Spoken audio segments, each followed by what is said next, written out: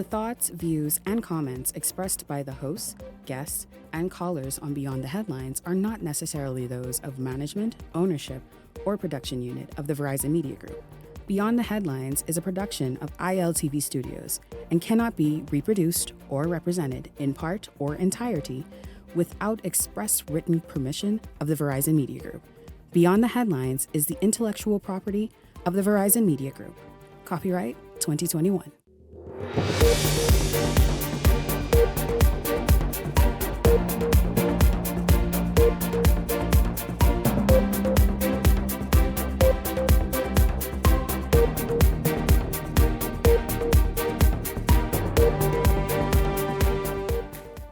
Coming up tonight, the polarization of voters deepened yesterday as those with sense and those who are, get this, stupid, were put into political groups yesterday. Now, before you come for me, those aren't my thoughts. Those are the thoughts of St. Anne's MP Adrian White. That's coming up a little bit later tonight.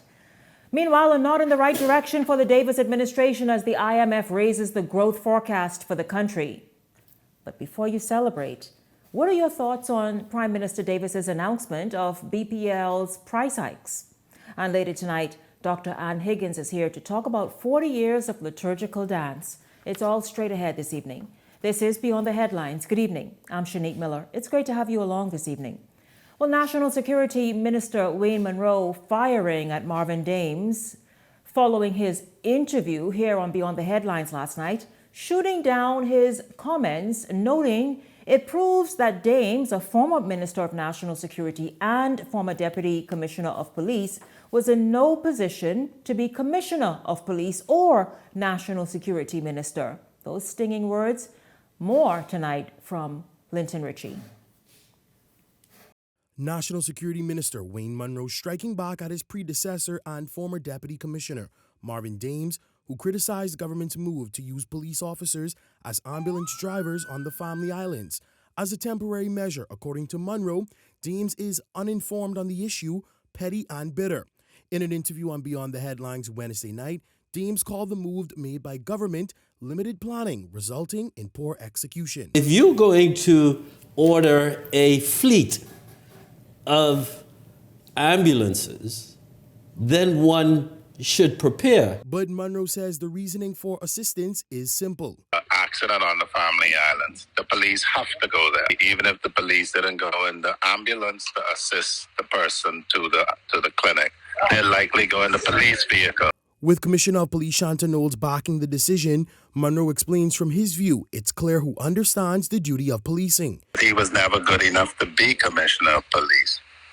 The FNM did not appoint him Commissioner of Police, and he is an FNM. But was the opposition briefed on the move for Family Island officers to drive the new ambulances? Commissioner and senior executive leadership team accommodates the opposition. They had a whole meeting with the opposition. The training for a number of officers are already underway, and Munroe makes it clear that those taking the course have no problem doing so. They were brought up to the police college for the training. And basically what it does is it adds another skill. The first cohort of officers are from Eleuthera, Abaco, Cat Island, and Andros. Linton Ritchie Jr., Eyewitness News. Well, this evening we're starting right there. You all know, I tell you, the political season has started. Who doesn't recognize it yet? Well, just won't. Because Minister of National Security Munroe quickly responding to former Minister Dames, who appeared right here last evening. As I said before, I'm going to ask the Hot Topics panelists to jump in right there to kind of hear what it is that Munroe said and how he responded and put into context some of what Dames had to say, who had some concerns as to how Family Island police officers who are already stretched thin can wear another hat on many of those islands. Welcome to Beyond the Headlines, our contributors, Ellington Ferguson and Garth Rosborough. Good evening to you, gentlemen. Welcome to the show. Good evening, Shanique. Good evening, Bahamas. Good evening. Good evening. Good to be here. It's good to have you both here. Your thoughts on just how Minister Munroe came back this evening and basically said, you know, Minister Dames or Mr. Dames, what's happening? Are you out of the loop? What are you thinking? Why aren't you informed as to, and perhaps cannot have the kind of vision to see where this is going and understand that the Commissioner of Police sat with the opposition and shared with them what was about to happen? Well, it asks several questions. Question number one, was Mr. Dames speaking as a member of the Opposition Free National Movement, or was he speaking as an individual, Marvin Dames? Secondly, it appears that whatever is happening within the party, obviously Mr. Dames is not in the inner circle of what's happening or what's going on, because as you heard Minister Munro alluded to, that the Commissioner of Police had this conversation with the opposition, Honorable Michael Pintard, and so they were aware of it, and sound like what he's saying, they were in agreement with it, and it was a go for both parties. And so that is to be seen whether we have this problem on the Family Islands with these people. Somebody alluded that there should be volunteers that would take this. It's challenged to find consistent people if there is not a fire to be in place. You'll have to hire people full time, and so I can understand. And you got to look at the demographic of the country when you're making these decisions, and really give thought into it, because it's not easy to have people just sitting there constantly on salary, unless that is something that we decide to do to pay them from the taxpayers' funds. And so this is why the government seek to go by the police. Some people said that you could do something like what the U.S. have, where you have firefighters also trained as EMTs. They call them first responders or paramedics. Okay, but do we have the people? Do we have the human resource to be able to do these things? And so all of these things you've got to take into consideration when you are making these comments. I'm just curious as to why everyone has just woken up. Why all of a sudden there's so much interest throughout the political realm. Former politicians now attempting to make themselves relevant.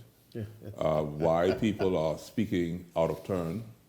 Why people are uttering total nonsense. 3.5 years we've sat here with Shanique Miller on Beyond the Headlines.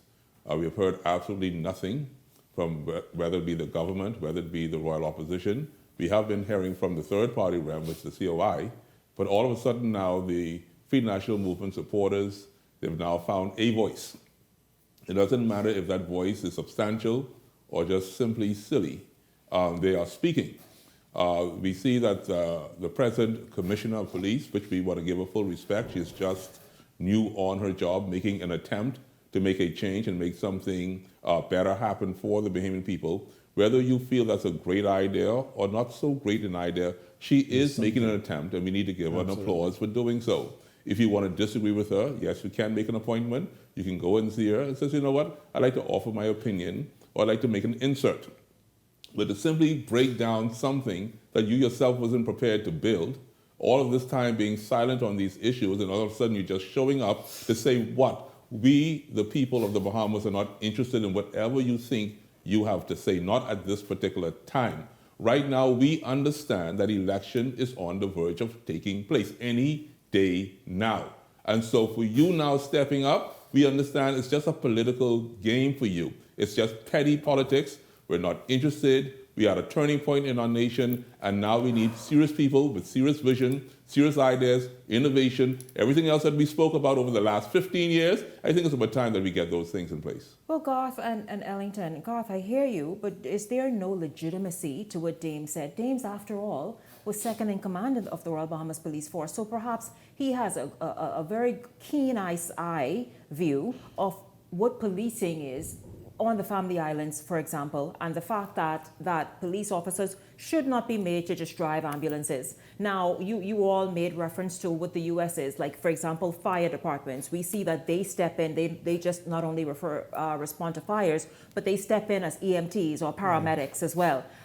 Maybe that is a good direction to move in. But just given the present sort of set of circumstances on Family Islands where the police should just police, and maybe hire some responsible people with a bit of knowledge on just how to drive and handle an ambulance or emergency response vehicle, and have them perform those duties. Is there no legitimacy to that?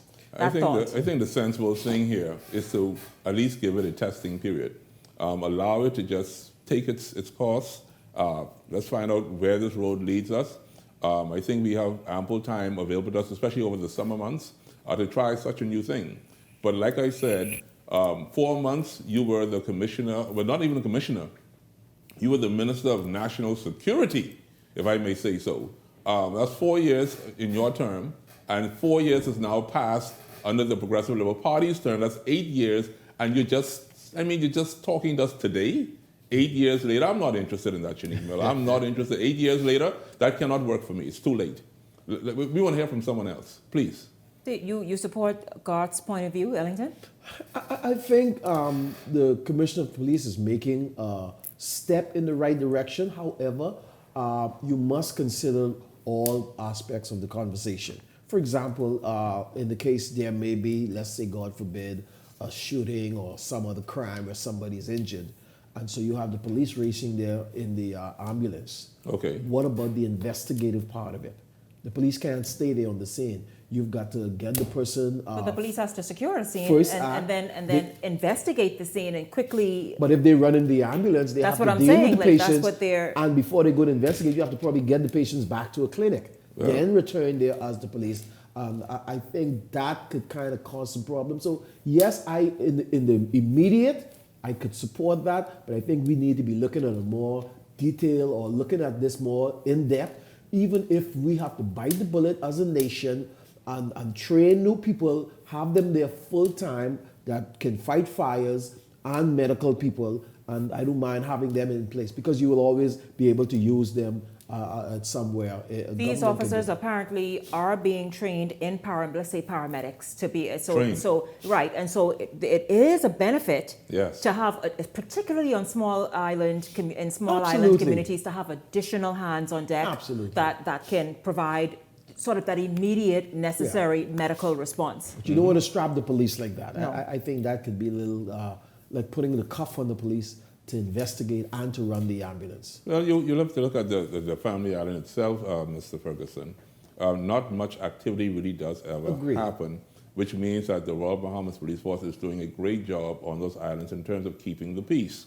We as a Bahamian people, we tend to look over people's shoulder quite often.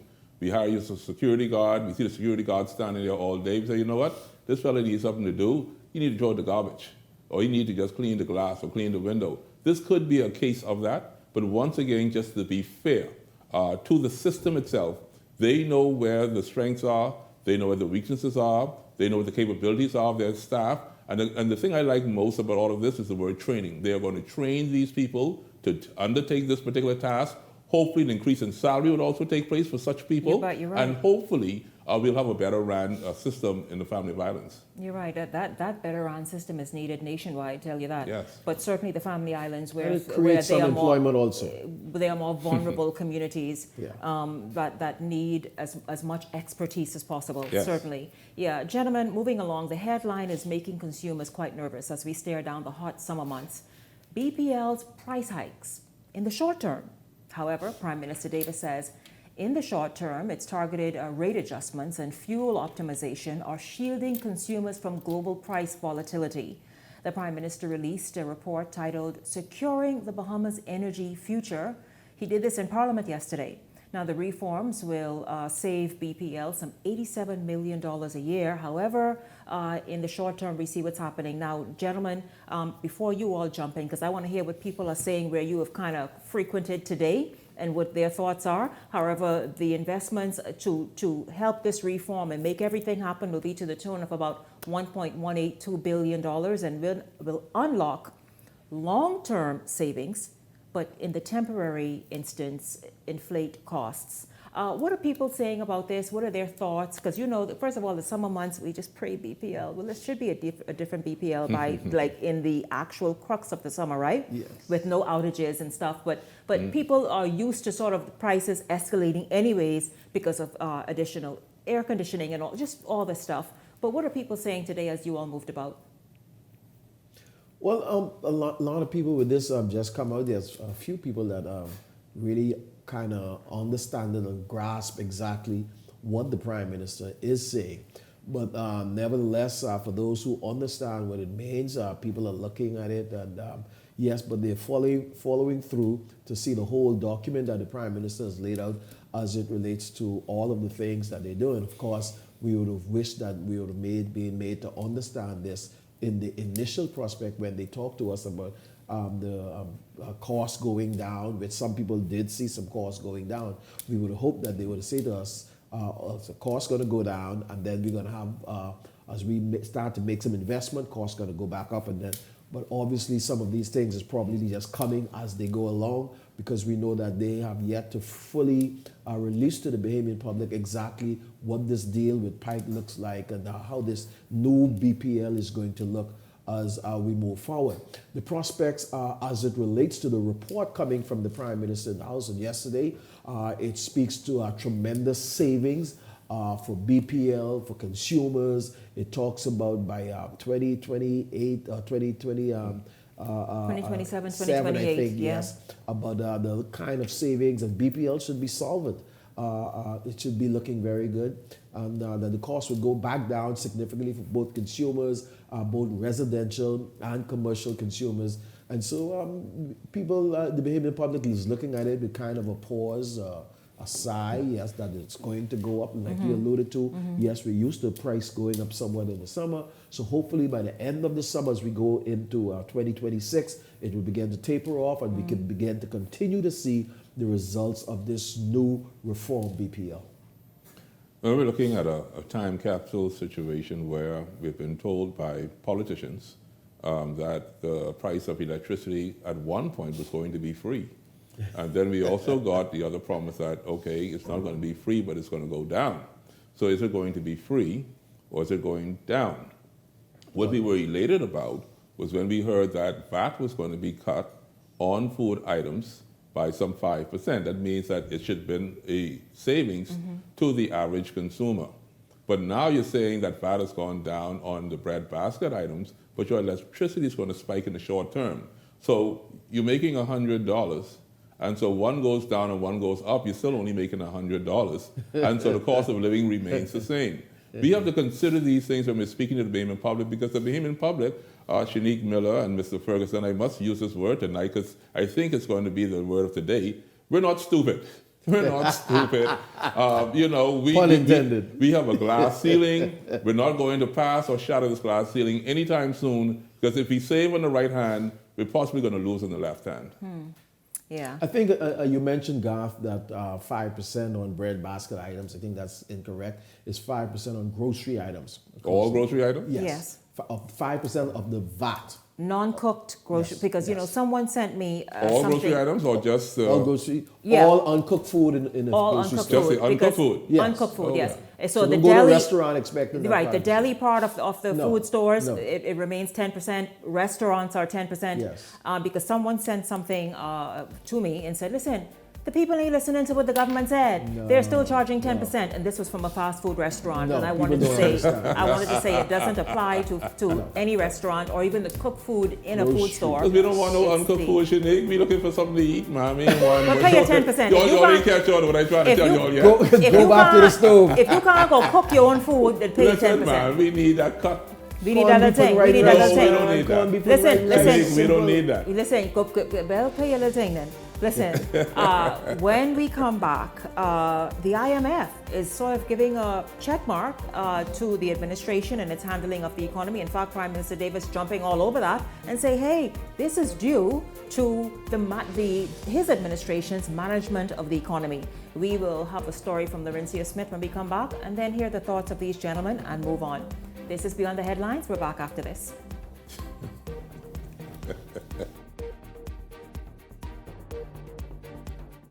Security Depot makes shopping in the Bahamas easy. Shop the latest appliances, electronics, furniture, gadgets, toys, and so much more on our website, securitydepot242.com. See an item you like? Simply click on it, move to cart, and check out with the option of in-store pickup or home delivery. Endless possibilities are at securitydepot242.com. Welcome to Blissful Escapes, where luxury meets affordability. Whether you're seeking relief from aches and pains or simply looking to indulge in some well-deserved pampering. Relax and detox in our infrared sauna. Enjoy a soothing Swedish massage or an invigorating exfoliating body scrub. We also provide advanced facial treatments using cutting-edge technology, including hydrofacial, microneedling, and microcurrent therapies, located at the shops of Cable Beach Plaza.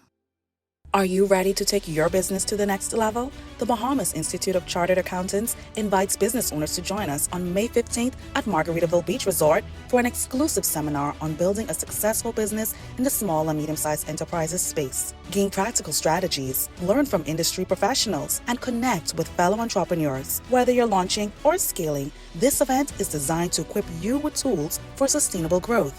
Seats are limited, so reserve yours today and invest in the future of your business. At the Water and Sewage Corporation, safety and convenience are our top priorities. However, our meter readers face challenges that can make their job difficult. Locked gates to guard dogs sometimes leads to missed readings and estimated bills, which can be frustrating for you and us. That's why we're upgrading to digital meters. They bring safety, accuracy, and convenience to homes across the Bahamas. We can streamline data collection, reduce on-site visits, and provide more accurate bills with no more estimates. Digital meters also help detect leaks early, saving you from costly bills and reducing water waste. Soon, a user-friendly app will let you track your water usage, manage bills, and stay informed, all at your fingertips. Over the next year, we're rolling out digital meters nationwide, transforming how we serve you with a safer and cost-efficient water supply. To learn about our digital meters, visit our website or call us today. And don't forget to update your information at any of our locations. Celebrate the incredible women in your life this Mother's Day. And don't forget the special offer from Cornet Bahamas. From April 16th to May 16th, enjoy a fantastic 35% off store-wide. That's right, everything you need to show your love and appreciation is on sale. Whether it's a heartfelt gift for mom, a treat for yourself, or something special for that amazing woman in your life, we've got you covered. Don't miss out on this limited time offer. Visit any one of our stores today. Make this Mother's Day unforgettable with Cornet Bahamas. If you enjoy watching Beyond the Headlines, take advantage of our exclusive offers with 4 15-minute interview segments at $1,200 and 20 30-second TV ads at $2,000. Contact 557-0258 or 557-0259 for more information. Go beyond with Beyond the Headlines. This segment of Beyond the Headlines is brought to you by EV Motors. Drive the future with brand new 2024 electric vehicles. EV Motors, powering your journey.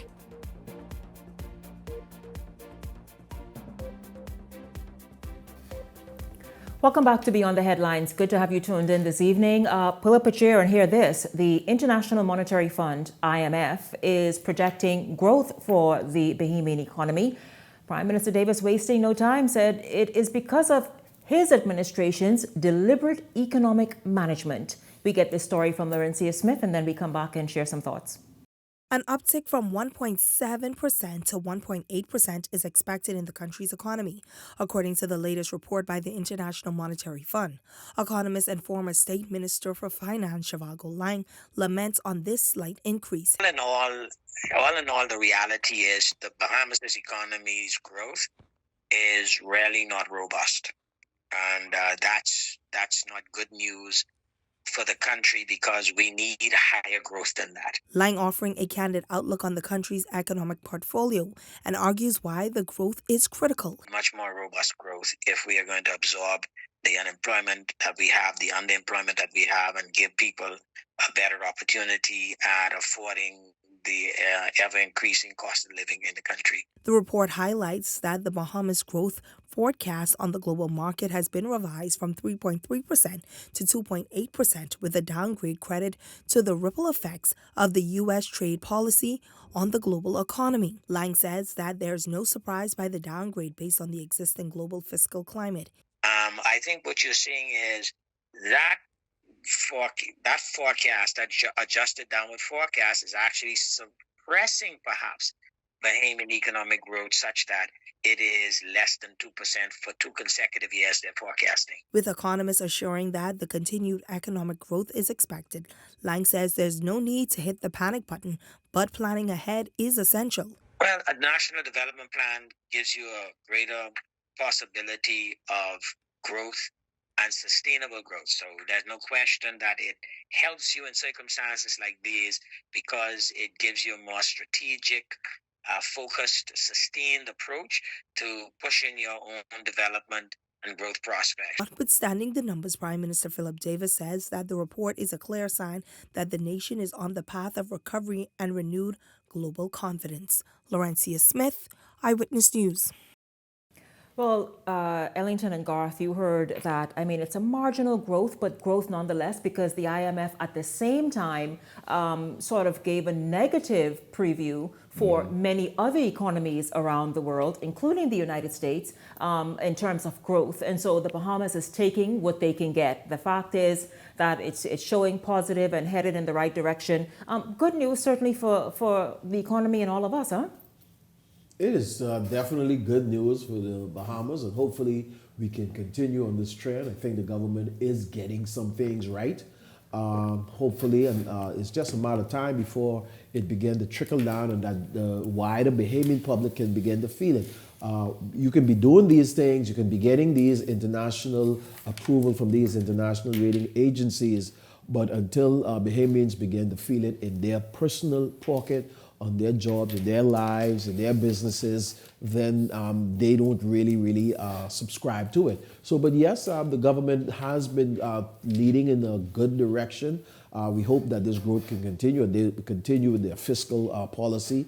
I'm sure, and there is a lot more that the government can do in fiscal responsibility as it relates to waste and overspendages and slush spending and stuff like that, to kind of rein in and get our debt under control and control our deficits and all of that. So kudos to the government for that high grade and continue on the path. Hopefully we can continue in this part and Bahamian will begin to realize the benefits and feel the effects of it.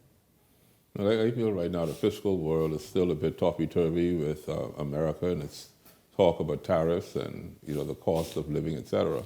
I do believe the Bahamas still sits in a very stately position in terms of where we're geographically located, our relations that we have with countries around the world like Japan and China. They have lent to us a certain security that I believe that we can still build upon. This government has inherited such a time period as this, and I do believe that a lot of opportunity still exists for the Bahamas, and growth is still going to be a great potential. Yeah, absolutely. We all obviously are happy to hear that news and see how it all unfolds. Meanwhile, gentlemen, get this. The Progressive Liberal Party is not holding back, unloading a scathing response to what it calls elitist and disgraceful, referring to comments made by Sinan's MP Adrian White. The party accuses White of belittling voters outside of the wealthier communities, implying that only those from St. Anne's and Killarney are sensible. Is that true, guys? Like, are they only sensible people living in St. Anne's or Killarney? It's crazy shit. In Parliament yesterday, Anquiston MP Glenys Anna Martin took aim, calling Adrian White's comments a direct insult to ordinary Bahamians. And so I want to just say, and I've heard other commentary coming from members of the FNM similar, about go look at your constituency. Well, go look at it and tell me what you see. And the late Maya Angelou told us, when people show you who they are, believe them the first time. Thank you, Madam Speaker. I think that from what I heard, and they are really not pleased with what has been said, and I think the member, just my advice, ought to consider making an apology to the people of Angliston. Because in his innuendo, either indirect or direct, is an assertion that the people of Angliston ain't got no sense.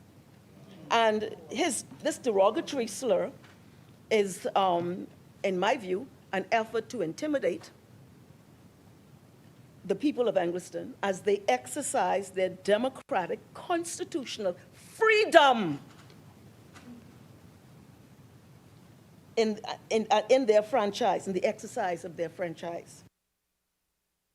You make of that? I mean, let's be real. We know that we don't have zip codes here in the Bahamas, but certainly St. Anne's and Killarney are higher income people, largely, and Angliston, they perhaps scraping by, maybe even not even middle class, maybe the lower middle class, and then those who are really financially just making ends meet.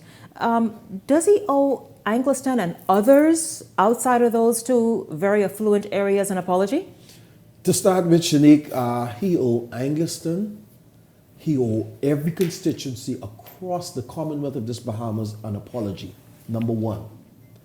Number two, this statement for 2025 is the most unfortunate statement coming from the mouth of a politician. Adrian White should first of all apologize, and as we get ready to go into a general election, he should not present himself to run for office. Oh, wait a minute. What are you trying to say? He should not get a nomination? If he tried to put himself, I call on the leader of the opposition not to put forth Adrian White back to the Bahamian people. While you run for a constituency, when you go into that House of Parliament and you represent that constituency, you nevertheless represents the Bahamian people. You're governing on behalf of the Bahamian people. Mr. Michael Pintard and the Free National Movement need to distance themselves from this kind of comment, this derogatory comment that is made against the Bahamian people. And yes, he singled out Angliston, and I believe it was derogatory, first of all, to the people of Angliston. I believe it was derogatory to the member of parliament for Angliston, and like I said, the wider Bahamas. This gentleman is unfit to be running and to be in our parliament, and he should not be put forth. Michael Pintard and the Free National Movement need to distance themselves from such comment and not have this man on their ticket going into the next general election. Well, Shanique, I like Ellington tonight. You're strong tonight. Boy, you could almost be prime minister. But this definitely puts the Free National Movement in a very, very horrible space. As a party attempting now to get on its feet, they're telling us that they are on their feet, that right now their status is in the good column, and a statement like this simply just shows us that they are totally naked. There's no victory clothing on the Free National Movement this time. To put him in the race for the next general election, yes, Mr. Ferguson is going to tell a tale that the main people are going to say, you know what, we cannot support a party with such a person on board. But you have to also understand other dynamics that many people are afraid to speak of, and I may speak to that tonight, Ms. Shanique Miller. Go ahead. Adrian White, he represents St. Anne's constituency, which is one of the more opulent constituencies in the nation. We know about the Eastern Road crew. We also know that his previous person of representation was Brent Simonet, who was also a deputy prime minister. He comes from a very elite family, and we understood that it is alleged that he supports Adrian White in his role as a member of parliament. If you cut Adrian White, then what does that say to Brent Simonet? We also can allude that Brent Simonet is probably the one that also helps to sponsor the Free National Movement. Also, you're trying to say that Adrian White ain't going nowhere. Well, it puts the Free National Movement based on who is holding the bag in a tough position where they may have to have a conversation with Mr. Brent Simonet to say, you know what, we need a replacement if we do want to be victorious. And if we push Adrian White forward, we can definitely look forward to a loss, because we just cut off the other half of our body when we dealt with Minutes, which is the Life with Key group and Old Fort Bay and those other people. And so now we see a total schism throughout the Free National Movement. This is a time for healing. They're going to need some PR help. They're going to need some specialists, some consultants. Y'all got a lot of work to do, but if you don't want to believe me, you just wait and see. The election day for you, I see gloom and doom if you continue on this path. But is it political optics? And he simply was making a joke in poor taste and didn't think it through. And where does this fall? Where does his statement fall when compared with the get them? What do you say? Too many of these women having a bunch of kids. What was the word? Sterilized. Yes. Where does it fall? Is it the same thing, but just sort of different? Again, it is similar, but this is more direct And this, to me, in my opinion, this is worse than that. It's direct towards the people. When you can call out people when you stupid. single out, yeah, when you single out an area and calling them stupid. We don't even use the word stupid on the air. I have seen no. I have seen things like this that this member of parliament have done idiotic things. But why do you within the suppose, House and Adrian, of but I'll Assembly. tell you this, I am offering you an opportunity to come sit right here next to me and apologize. Let's talk. Let's talk next week. I want you here Monday night, Adrian White from St. Anne's. Why do you suppose, gentlemen, that Adrian he was this bright shining star at one point, or hopeful then? Hopeful. Why has he slipped like this? How has he become kind of sloppy? The whole party is slipping, Shanique. It's not just him. They're falling apart at the seams. And we're trying to tell them that you're falling apart. You're not prepared for this next general election, and they continue to feel this confidence that, you know what, we're going to be victorious. I'm telling you, I'm promising you, you're not going to be victorious. Adrian White, I don't even know why he even spoke in such a space. Dr. Dwayne Sands is the chairman and the CEO of the Free National Movement. Yes. Michael Pintard is an orator. And none of these men are speaking at this particular time. None of these people are directing their party. So it shows me that your party is out of control. We need some semblance of order if we ever going to look at you for governance of this country. And right now, I say shame on you. You got to do a better job. I think he spoke from his heart, and he's been on this path from the time he came into Parliament.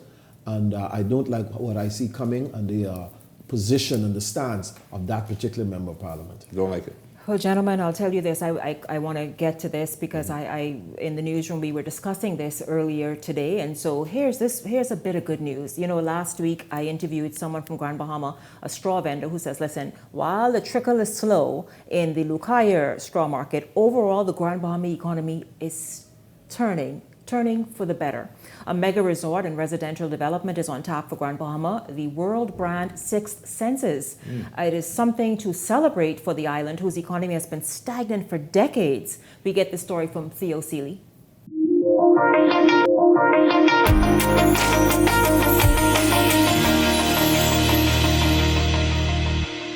There's a mega development unfolding on Grand Bahama Island, and what you're looking at is the blank canvas of where it will all unfold. While our developers are rolling out a canal and beachfront development, and on that same property will sit a world-renowned Six Senses resort.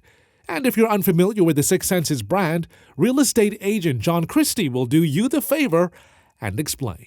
It's a very high-end brand. It's centered in the Far East, so it's an Asian brand similar to Amman, Banyan Tree, but more high-end. Very high-end and extremely focused on sustainability, respecting the environment, and pulling core influences from the culture which surrounds it. Here's the rundown on what the build-out around the resort will look like. It's got 10 beachfront homes that'll be priced starting around $19 million, and then 20 canal front homes. They're starting about $7 million.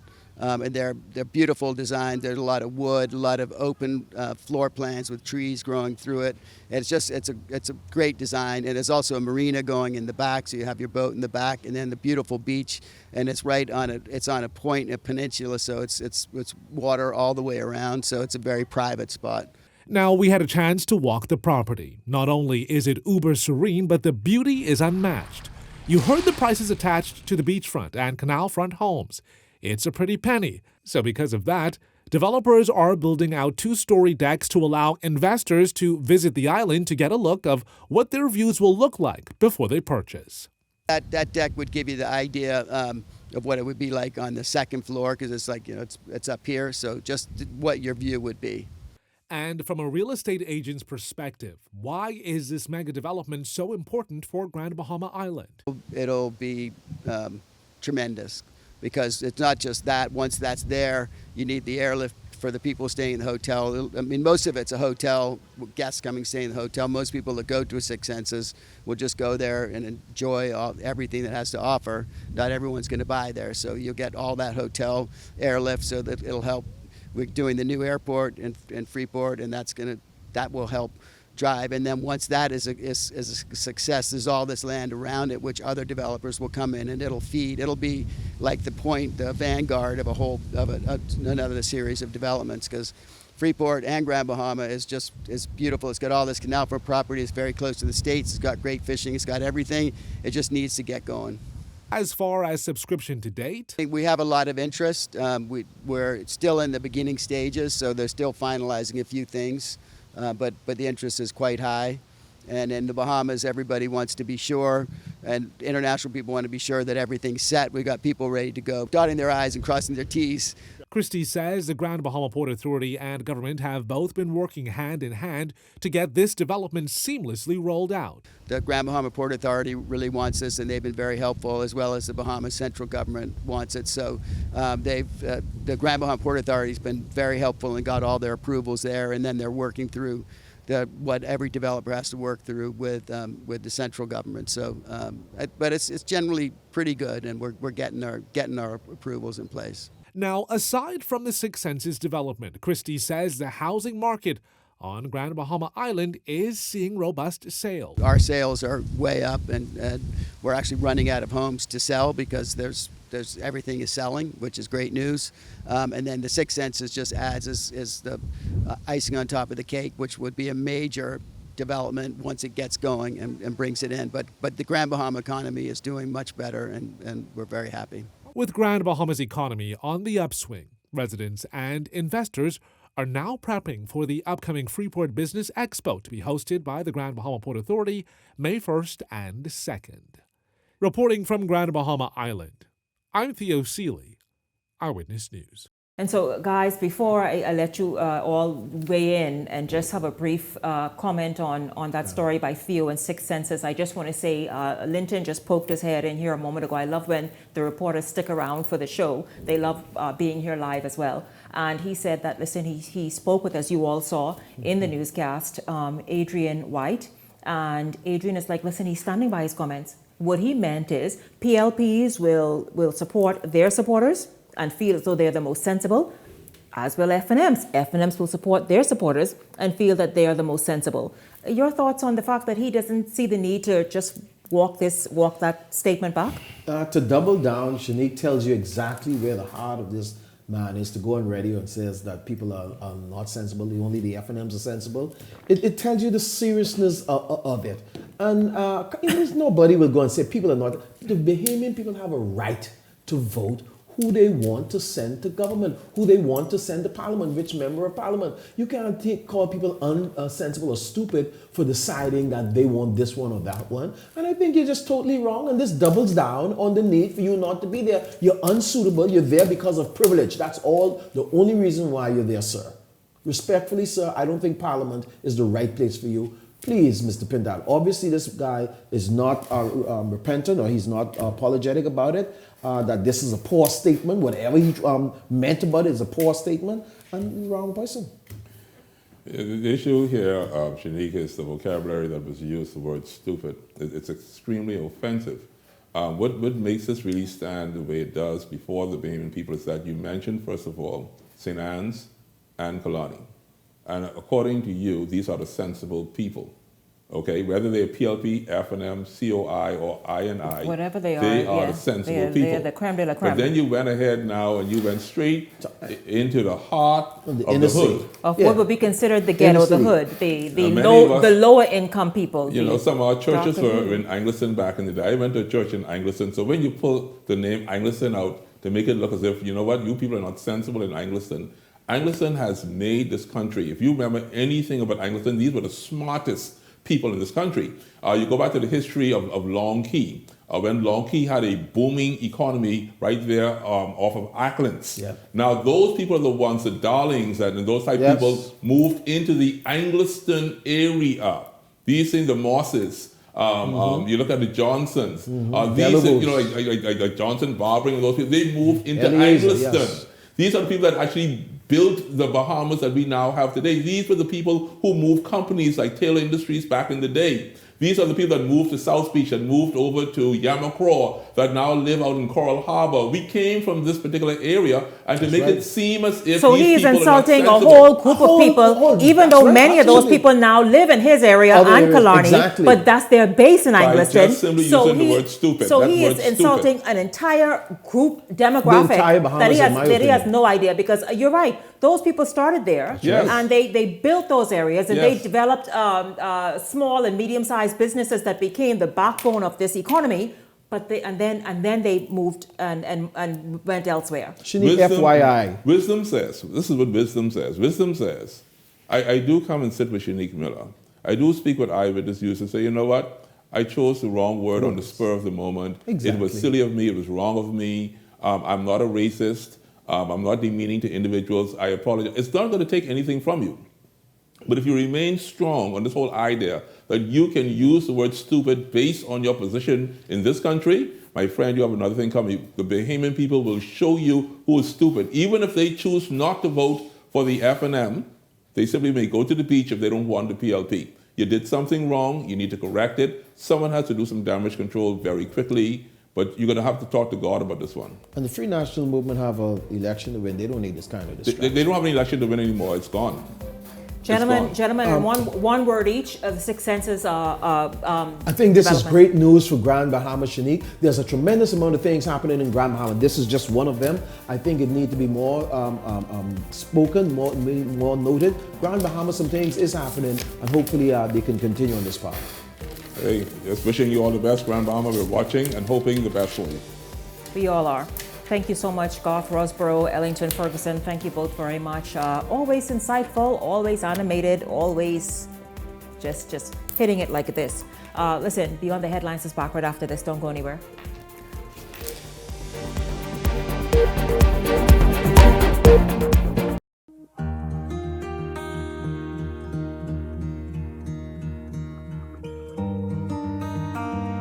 You work hard to provide for and protect the ones you love. However, life can present unexpected challenges. Who you call in times of need matters.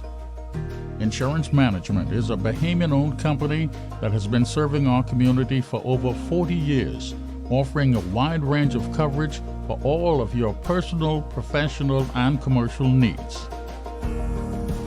When life happens, rest easy knowing that our skilled and experienced agents are there for you in your time of need, so that you can get back to what matters most.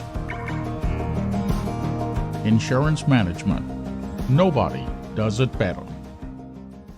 Keep the Bible Live Music Group present The Legends of Rake Spray. Get ready for the biggest names in Bahamian music live on stage. KB, Funky D, Gino D, D-Mac, Sweet Emily, Simeon Oughton, Veronica Bishop, and more like the Singing Bishop. Mark your calendars for Saturday, May 10th at the Farm, Marshall Road. Gates open at 6 p.m. General admission 80, VIP 120. Tickets available at Missouri, Bookie Brand at the Beauty Shack, both locations. For Skyboxes and Skypod, call ESC Distributors at 394-0819. Or email keepthevibealive242@gmail.com. Saturday, May 10th, come by Bo and play and experience the legends of Rake and Scrape. Brought to you by Keep the Bible Alive Music Group, ESC Distributors, Missouri, The Plug, The Beauty Shack, Bahama Bookie Brand, and Caribbean Wines and Spirits. The internet isn't just for surfing. There's a sea of shoppers buying online, and you can connect with them on Tingsy. Tingsy is the SBDC's online storefront built for Bahamians. Take your business to the next level by selling to customers online, both at home and around the world. People want Bahamian things, and if you got things to sell, sell on Tingsy. Find out how you can connect with a sea of buyers by visiting TingsyBahamas.com. Take sports seriously.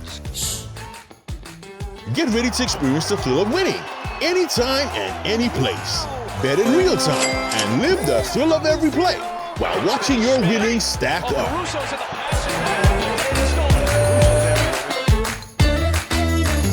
It's your chance to score big with fast payouts and a world-class experience.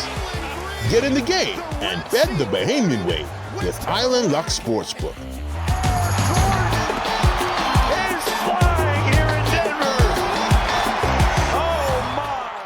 So you want a space, but not just any space. You need something with a little more potential. So how about 1,000 square feet of room to play with?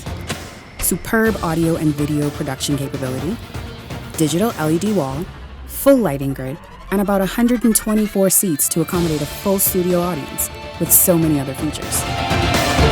Make us your home for your next concert, conference, and so much more. Honestly, the possibilities are endless. Here at ILTV Studios, we'd love to bring your next event to life. So what do you say?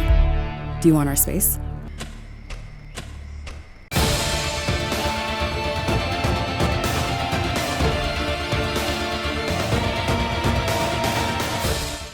If you enjoy watching Beyond the Headlines, take advantage of our exclusive offers with 4 15-minute interview segments at $1,200 and 20 30-second TV ads at $2,000. Contact 557-0258 or 557-0259 for more information. Go beyond with Beyond the Headlines. This segment of Beyond the Headlines is brought to you by the Legends of Rake and Scrape, May 10th at The Farm, Marshall Road.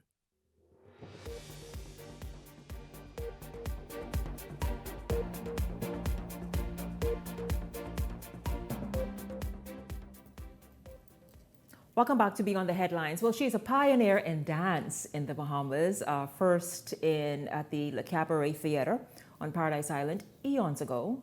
I do apologize for saying eons ago. But in the last 40 years, liturgical dance, you are familiar with that as a part of Christian worship in many churches, not just here locally, but abroad. However, in the Bahamas, she introduced liturgical dance to the church. And it's been 40 years since she's done so. Welcome to Beyond the Headlines, Dr. Ann Higgins. Congratulations to you. 40 years this year? 40 years this year, from 1985 to 2025. From 1985 to 2025. Did you even, first of all, were you aware of what it is that you were doing at the time and that it would get here? I wasn't quite aware, but I know that during that time when I had given my life to the Lord and I had left the casino nightlife, I realized that I was really born to dance when I found my purpose. And that's when I began to say, what am I going to do now? And it began there, especially with the late Dr. Miles Monroe, and all the conferences he had. I began to teach dance, started out with a Christian fitness and dance studio, teaching kids. And it just began there. I just never knew it would have evolved this whole time. Yeah, no, it has evolved tremendously to the point that you have now formed the Caribbean Christian Dance Network. Yes, shortly after that, yeah. I ended up, I had other dancers, professionals, that had given their life to the Lord, and we were like, what are we going to do? So I started the Caribbean Christian Dance Network, which networked dancers from around the world, and I started hosting a conference, and they were coming from everywhere, and that's when we started displaying our culture as well, and gathering children from around the islands and around the world. Now, you have been recognized and honored globally. Yes, I mean, as far as Turkey and other places, Paris and yes. Yes. Tell us about that, because annually you still go and participate in dance conferences and gatherings in Paris in particular. Yes. Well, actually, we have a school there run by one of my spiritual daughters, and we started going with the late Dr. Miles Monroe. You always have to go back to him.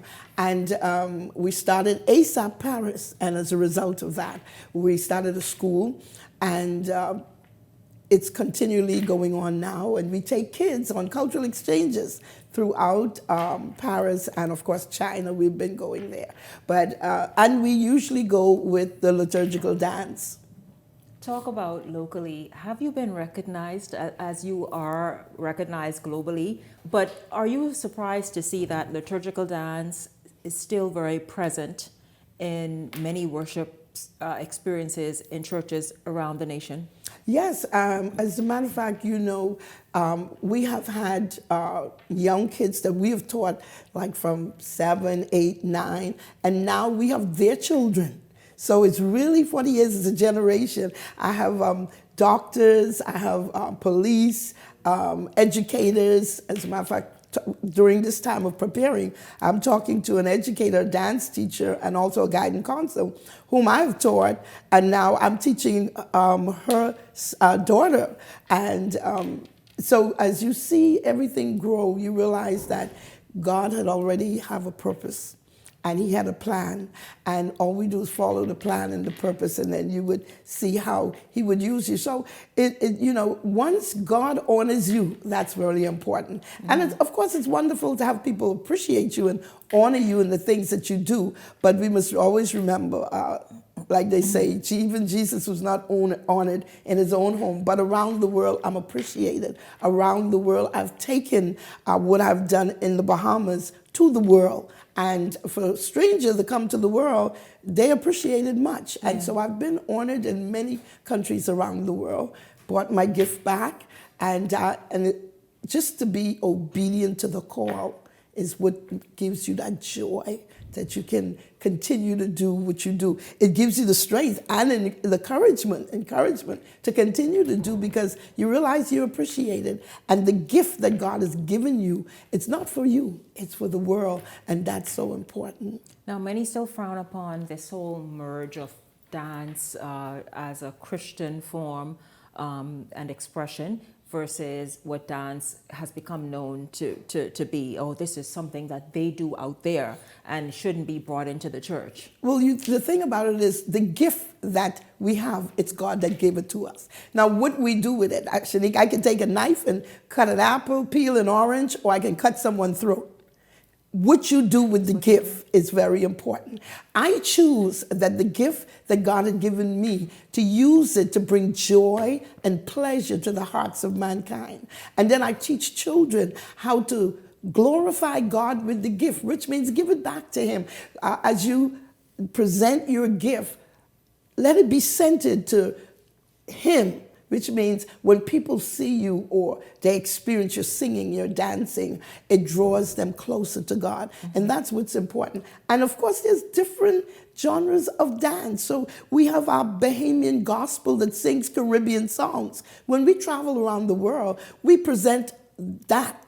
Jankanu has no lyrics. And as you know, in the 40 years, my husband was with me for 22 of those 40 years. So I didn't do it alone. When God brought him into my life, we came together as partners to carry on this vision, which is to teach and raise up children with the gift that God has given them, skillfully help them to execute it so that they can go out and do the same thing that we're doing. So it's wonderful. So awesome. Now, as you celebrate and observe this 40th anniversary, you're doing some amazing things starting next week. And you mentioned children. There is sort of a youth component as well. Yes. Talk about what's on tap and how it's all going to look and who can participate and what's expected. On Friday, we have a group coming in from California. They always come on missions.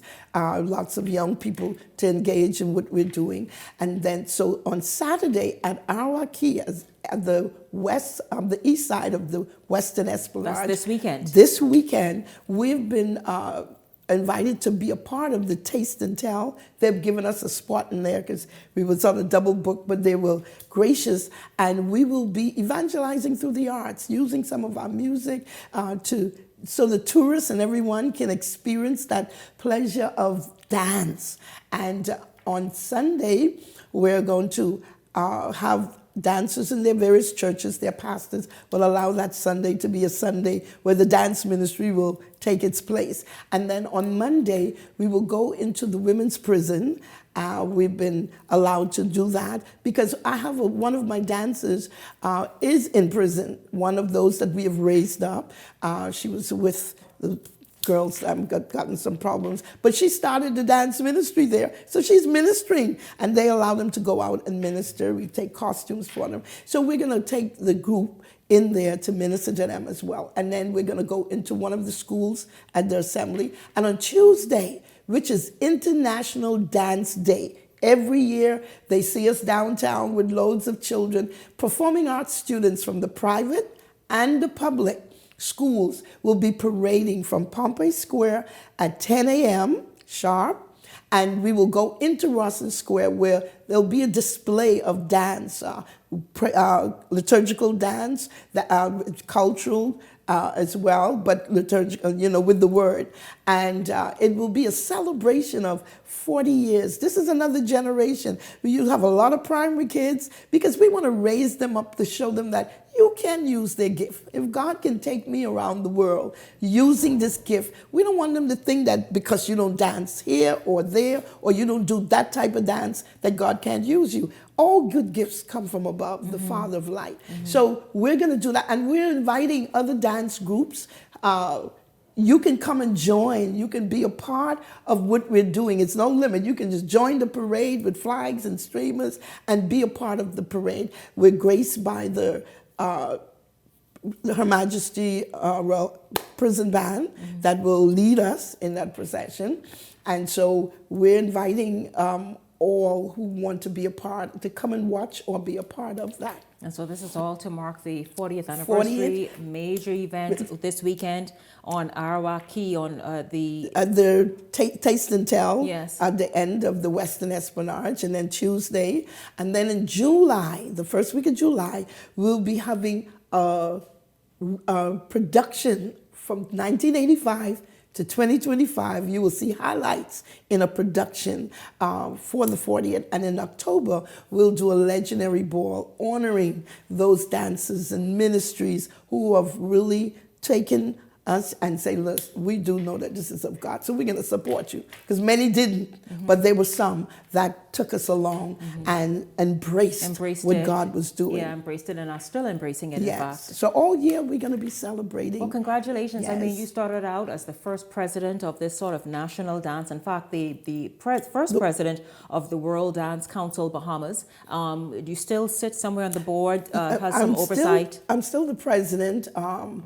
It's been 6 years. The partners of UNESCO, it's World Dance Council, partners of UNESCO, they found me in Paris. They saw what I was doing and they said, we want to know more about this.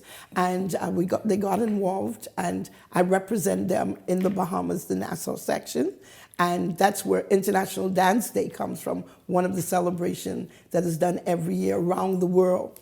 And so in the presidency of that, I've gotten liturgical dance, Bahamian folk dance, and Junkanoo dance has now been certified in the World Dance Council. So you have people around the world taking those courses and being certified, and I've put a curriculum together for that. And so we're getting places and we're doing things in that. Amazing. Congratulations once again for obviously leading the way in dance in so many disciplines.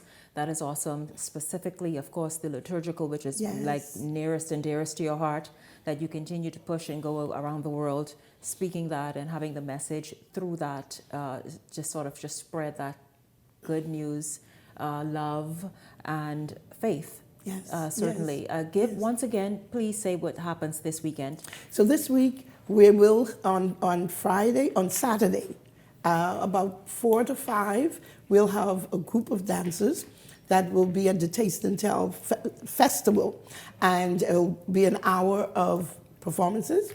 And then on Monday, we'll have a visit at the prison and the schools with our guests from California. And on Tuesday, the big day, we will have a group of students, performing arts students and dancers and professionals. We'll parade from Pompey Square 10 in the morning all the way to Rawson Square.